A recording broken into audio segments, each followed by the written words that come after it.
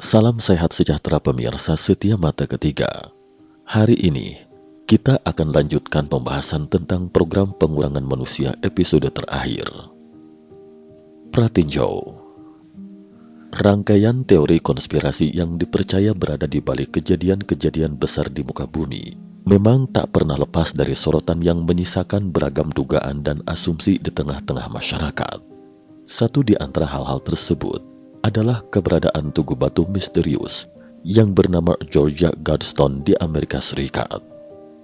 Sekilas bangunan tersebut seperti layaknya tugu peringatan biasa dengan 4 pilar batu besar yang didesain berbentuk kotak. Bukan itu yang menarik perhatian, melainkan pahatan tulisan pada pilar yang betul-betul menggelitik rasa penasaran. Salah satunya adalah perintah untuk memusnahkan sebagian umat manusia di muka bumi ini. Dari struktur yang terlihat, tugu yang terbuat dari batu granit itu mirip dengan sekumpulan batu Stonehenge yang juga tak kalah misteriusnya dengan Stonehenge di Inggris. Spekulasi pun mulai mencuat karena tulisan yang dipahat pada batu tergolong kontroversial untuk dipahami oleh masyarakat saat ini.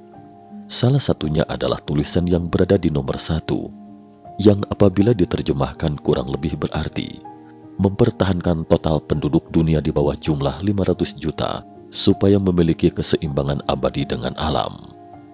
Dari bahasa yang ada, terdengar seperti anjuran untuk memusnahkan sebagian manusia di muka bumi jika mengacu pada isi tulisan nomor 1. Karena terdengar menyeramkan, keberadaan tugu ini pun mulai santer dibicarakan oleh para penganut teori konspirasi. Terlebih keberadaannya juga tergolong sangat terbuka dan bisa dilihat oleh umum.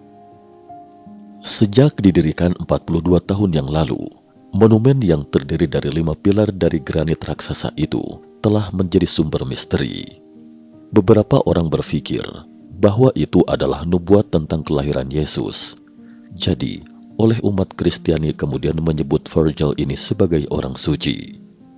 Karena isi prasasti ini seolah-olah menetapkan sebuah aturan, sehingga banyak orang menyatakan penentangan mereka terhadap isi tulisan prasasti tersebut, yaitu mengapa kami harus mengikuti aturan Anda? Memangnya siapa Anda? Atas dasar apa membuat aturan ini? Terkait tugu ini, berikut mari kita telusuri asal batu ini.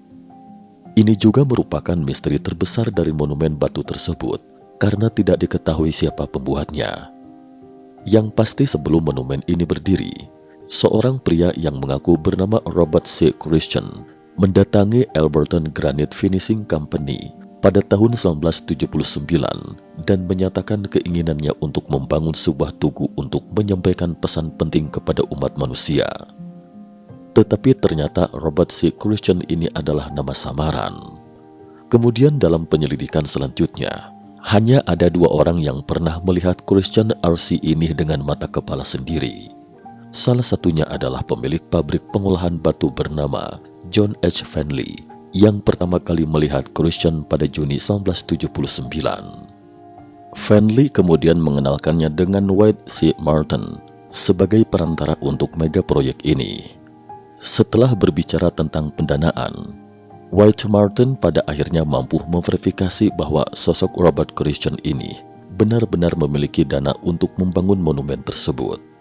Ketika Martin bersikeras bahwa Christian harus memberikan nama aslinya di dalam transaksi tertulis, Christian bersikeras bahwa dia hanya akan mengungkapkan namanya kepada Martin apabila Martin mau menandatangani perjanjian kerahasiaan dan menghancurkan semua dokumen sesudahnya.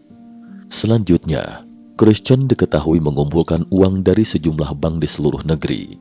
Dengan tidak menarik uang dari satu sumber saja, membuat asal-usul sumber uang tersebut pada dasarnya tidak dapat dilacak.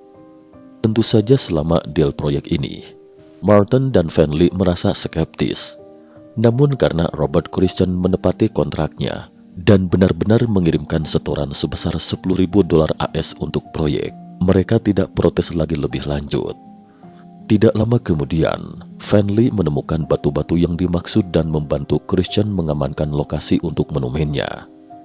Mereka kemudian mulai melakukan pekerjaan monumen yang dimaksud sesuai keinginan Robert Christian.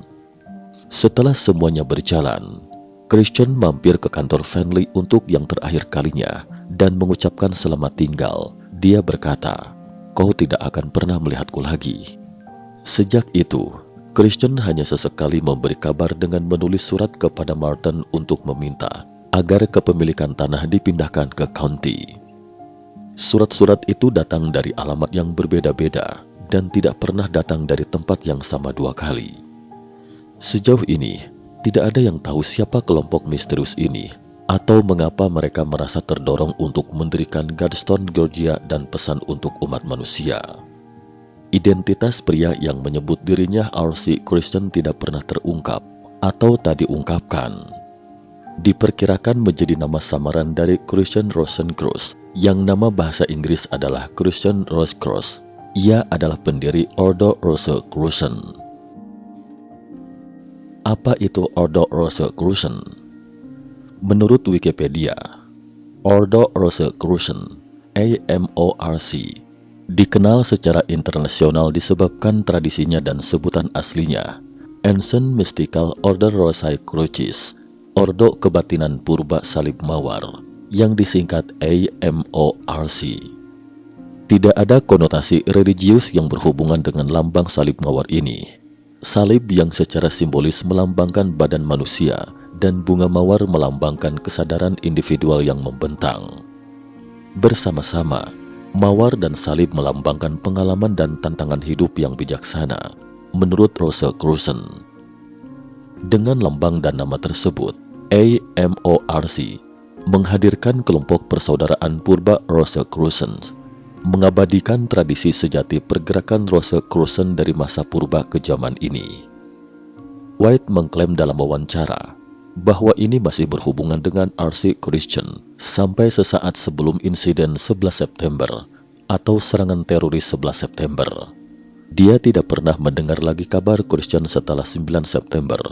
Ia menganggap Christian telah meninggal karena ia adalah seorang pria berusia lanjut saat itu. White juga anggota dari Philomata Masonic di Alberton. Mungkin saja White ada di antara sekelompok kecil orang Amerika yang sebenarnya di balik monumen tersebut. Ketika ia sebagai bankir bersama-sama memilih lokasi situs bagi klien untuk mendirikan sebuah monumen. Sebenarnya hampir dikatakan mustahil sebagai sesuatu yang misterius. FBI sangat dengan mudah menelusuri pembuatan monumen tersebut oleh siapa dan didirikan di atas tanah milik siapa. Karena di kantor notaris pasti ada dokumentasi pembuat akte tanah. Tapi, mengapa kemisteriusan ini dibiarkan oleh pemerintah Amerika Serikat? Pembukaan Gladstone Maret 1980 dihadiri oleh lebih dari 100 orang. Setelah diresmikan, monumen ini segera menarik kontroversi, disebut juga sebagai 10 perintah anti-Kristus. Bisa dibilang, bangunan yang dimaksud R.C. Christian tak lain adalah sebuah kapsul waktu dengan prediksinya akan masa depan. Namun kapsul waktu ini menjadi kontroversi. Apakah benar-benar ada? Martin mengatakan bahwa Christian mengatakan padanya tentang proyek itu. Dia ingin membuat monumen di daerah terpencil jauh dari turis. Lalu Martin menawarkannya Georgia yang memiliki iklim yang pas juga daerahnya. R.C. Christian setuju. Lalu dia menempatkannya di Elbert County. Dia kemudian memilih sebidang tanah berukuran 5 hektar milik kontraktor Wayne Mullinax. Martin berkata Christian bilang kelompoknya sudah merencanakan bangunan dan 10 perintah itu selama bertahun-tahun. Akhirnya dibuatlah monumen raksasa ini. Monumen ini dibuat pada tanggal 22 Maret dengan barisan angka 322 merupakan angka rahasia bagi persaudaraan Skull and Bones, persaudaraan dari Universitas Yale. Tetapi hubungan Skull and Bones hanya dari sudut tanggal dan bukan dari tulisan, nama dan sebagainya. Terkecuali jika disengaja membuat monumen pada tanggal tersebut. Dari kata-kata Christian, dia seperti ingin menyembunyikan monumen ini dari masyarakat luas. Padahal seharusnya dia mengeksposnya agar 10 prinsip tersebut diketahui orang. Batu ini masih misterius, belum diketahui organisasi apa R.C. Christian berasal. Juga artinya apakah ini New World Order atau bukan. Jika semua ini merupakan rencana New World Order, maka rencana tersebut bisa dibilang berbahaya. Hingga saat ini, Banyak yang mengaitkan tugu batu tersebut merupakan bagian dari konspirasi dunia. Namun sangat sulit yang membuktikan secara utuh bahwa keberadaannya memang untuk tujuan yang demikian. Misteri pun kembali menyelubungi Georgia Gladstone dengan segala kontroversinya. Asal-usul Georgia Gladstone dan para pendirinya yang misterius menyebabkan lahirnya berbagai teori konspirasi. Ada yang menyebutkan kalau pembuat Georgia Gladstone adalah kelompok rahasia yang merencanakan tatanan dunia baru, pemuja setan dan penyembah matahari. Sementara The Age of Reason sendiri adalah pamflet berisi konsep daisme, pemikiran religius yang ditulis oleh Thomas Paine, filsuf revolusioner Amerika pada abad 16. Meskipun Alberton menganggap ini sebagai modal granit dari Amerika Serikat, pimpinan perusahaan granit skeptis melakukan proyek sebesar ini dan sangat skeptis terhadap orang asing tersebut. Dia meminta R.C. Christian untuk berbicara dengan bankir perusahaan, White Martin. Itulah saat yang terakhir dia melihat R.C. Christian. Ada beberapa dugaan tentang identitas Christian ini. Dugaan pertama, dia adalah salah satu anggota kelompok misterius di Eropa abad pertengahan yang disebut Rosicrucian, dipimpin oleh Christian Rosecrans. Karena namanya R.C. Christian dan ditulis terbalik, jadi ada yang menduga bahwa dia meminjam nama ini dan menyatakan dirinya sebagai anggota dari Rosicrucian. Tujuan klimaks dari kelompok misterius ini adalah reformasi menyeluruh umat manusia, dan secara khusus menekankan pada pemikiran rasional dan keselarasan dengan alam. Jadi dari isi pasal prasasti di atas, pada dasarnya sama dengan Rosicrucian, organisasi misterius ini telah ada setidaknya selama 600 tahun. Namun tidak ada yang tahu persis apakah organisasi ini benar-benar eksis atau tidak. Jika R.C. Christian ini benar-benar anggota Rosicrucian, berarti organisasi ini mungkin memang benar-benar ada.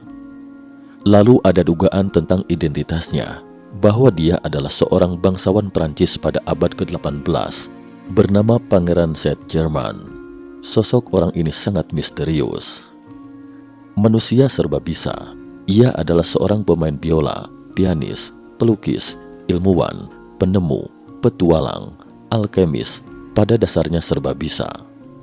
Orang ini diperkirakan adalah sosok orang jenius sejak usia kanak-kanak. Dan menurut pengakuannya sendiri, dia adalah anggota Rosicrucian dan Freemasonry. Konon katanya, sosok pria ini abadi. Dikatakan abadi karena alkimianya. Ada dua bukti terkait keabadiannya ini. Pertama, setiap orang yang pernah melihatnya mengatakan bahwa penampilannya tidak pernah berubah. Orang-orang dekatnya telah meninggal secara silih berganti, hanya dia yang tidak berubah sama sekali. Bukti kuat lainnya, dia adalah pencerah ideologis Perancis abad ke-18, Franz Maria Huet, yang dikenal dengan nama pena Voltaire, adalah seorang penulis, sejarawan, dan filsuf pencerahan Perancis yang terkenal karena akal budinya. Dia pernah menyebutkan dalam sebuah surat kepada Raja Prusia bahwa Pangeran Saint-Germain adalah sosok manusia abadi, dan dia tahu segalanya tentang dunia ini. Dikatakan bahwa pria ini menguasai setidaknya 8 bahasa dunia, dan ini sesuai dengan 8 bahasa yang terukir di tugu monumen Georgia Gladstone di atas. Oleh karena itu, beberapa orang berpikir bahwa R.C. Christian ini mungkin adalah Pangeran Saint-Germain sendiri. Sebelumnya Mata Ketiga pernah membahas tentang Freemasonry dan Illuminati yang memiliki akar yang sangat dalam dengan Rosicrucian. Jadi, Georgia Gladstone ini mungkin juga merupakan salah satu bangunan Freemasonry. Adapun terkait penafsiran isi prasasti yang mengatakan akan menyisakan sebagai kecil populasi dunia ini, sebenarnya bukan dalam artian memusnahkan manusia, tetapi isi prasasti ini ditulis untuk orang-orang setelah Perang Dunia Ketiga. Artinya, begitu pecah Perang Dunia Ketiga, populasi dunia ini akan menurun tajam. Maka mereka yang selamat akan membangun kembali dunia ini sesuai dengan isi prasasti. Jadi ini bukanlah program pengurangan manusia, tetapi panduan untuk kelangsungan hidup orang-orang di masa depan. Karena kemunculan Georgia Gladstone memicu kontroversi, jadi pada tahun 1986, Robert Christian mungkin bukan nama sebenarnya, menulis sebuah buku berjudul Common Sense Renewed. Dalam bukunya, penulis mengatakan, "Saya adalah pembangun Georgia Guardstone dan satu-satunya penulis prasasti tersebut. Saya membangun prasasti ini atas bantuan dana dari masyarakat Amerika. Kami tidak punya tujuan yang misterius dan tidak punya maksud apa-apa. Kami hanya ingin mewujudkan sebuah dunia yang damai melalui cara yang wajar, tidak memihak pada suatu keyakinan atau filosofi tertentu." Terkait mengapa tidak ada bahasa Jepang pada prasasti ini, menurut beberapa orang di kalangan legenda urban Jepang, bahwa Jepang tidak lagi eksis di masa depan. Sementara itu, banyak orang Jepang yang percaya bahwa bukan Jepang tidak eksis lagi. Tetapi sebenarnya pada prasasti itu juga ada bahasa Ibrani, dan bahasa Ibrani ini sebenarnya mengandung bahasa Jepang. Terkait ini, kita harus menyebutkan teori nenek moyang Jepang Yahudi, yaitu teori pinggiran yang muncul pada abad ke-17 sebagai hipotesis yang mengklaim bahwa orang Jepang adalah bagian utama dari 10 suku Israel yang hilang. Versi selanjutnya menggambarkan mereka sebagai keturunan suku Yahudi Asia Tengah yang pindah ke Kristen Nestorian. Teori ini mengatakan bahwa orang Jepang dan Yahudi memiliki nenek moyang yang sama. Jika membicarakan hal ini, mungkin ada yang merasa aneh. Mengapa orang Jepang merasa bahwa mereka adalah berasal dari nenek moyang yang sama dengan orang Yahudi? Bukti tersebar bersumber dari bahasa. Seperti diketahui, Jepang tidak ada karakter Mandarin sebelum dibawa ke Jepang, tetapi mereka memiliki bahasa. Belakangan dari linguistik ini, ditemukan bahwa pengucapan dan arti bahasa Jepang dan Ibrani itu pada dasarnya sama. Banyak simpul terkait dengan bahasa Ibrani, misalnya seperti kata terima kasih dalam bahasa Jepang, dan banyak lagi contoh terkait lainnya yang tidak dapat saya tuturkan di sini. Keraguan masyarakat. Tentu saja meskipun Kristen sebenarnya berniat baik jika dilihat secara dangkal, sayang hal itu tidak menghentikan banyaknya teori konspirasi, pengacau dan sejenisnya dalam berspekulasi. Ada yang mengatakan bahwa Georgia Guardstone sebenarnya adalah suar untuk pendaratan makhluk asing. Yang lain mengatakan bahwa prasasti itu merupakan dekrit dari New World Order, yang mana kiamat yang dimaksud adalah rencana pembantaian besar-besaran umat manusia. Pandangan lain mengatakan itu adalah monumen Satanic. Bahkan ada juga yang bilang bahwa 10 poin yang ditulis adalah 10 perintah antikristus. Di tengah semua spekulasi, tidak ada yang bisa mengkoreksi mereka karena sosok Robert Christian sudah sepenuhnya menghilang. Tidak hanya itu, sosok 2 orang yang ditemunya, yaitu Martin dan Fenley, juga tidak pernah menceritakan detail lebih lanjut tentang Robert Christian. Hal itu tentu saja membuat kisah Georgia Guardstone menjadi lebih misterius. Hari ini, monumen itu masih berdiri dan terlepas dari banyaknya orang yang bilang tidak menginginkan keberadaannya. Siapa tahu monumen itu akan berguna di masa depan.